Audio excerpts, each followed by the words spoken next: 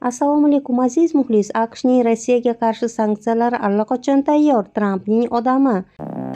Bilamizki, kanalimizda sportga qiziqadigan akalarimiz juda ko'p. Sizlarga ishonchli bo'lgan omad silkasini kommentariyada qoldirdim. Kommentariyadagi silka orqali saytga kiring, ekraningizda ko'rib turgan promokod orqali ro'yxatdan o'tsangiz, sizga va'da qilingan 3 million so'mgacha bonus olishingiz mumkin bo'ladi. 1000 marta eshitgandan ko'ra 1 marta kirib ko'rgan afzal. Saytga o'ting va o'z omadingizni sinab ko'ring.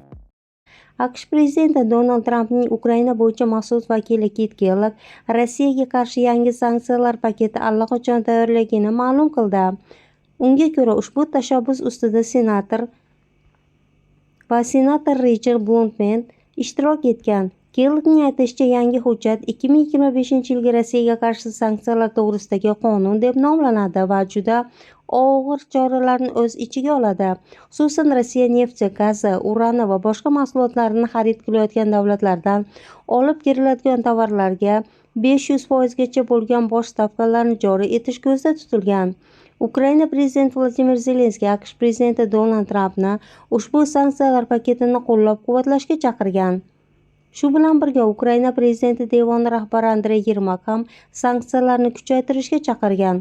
Ushbu sanksiyalar paketi Kongress tomonidan ma'qullangach, uni AQSh prezidenti Donald Tramp rasman imzolashi kerak. Eslatib o'tamiz, avvalroq AQSh prezidenti Donald Tramp ma'muriyati Rossiyaga qarshi yangi sovg'a sifatida sanksiyalar paketi tayyorlagani haqida xabar bergan edi.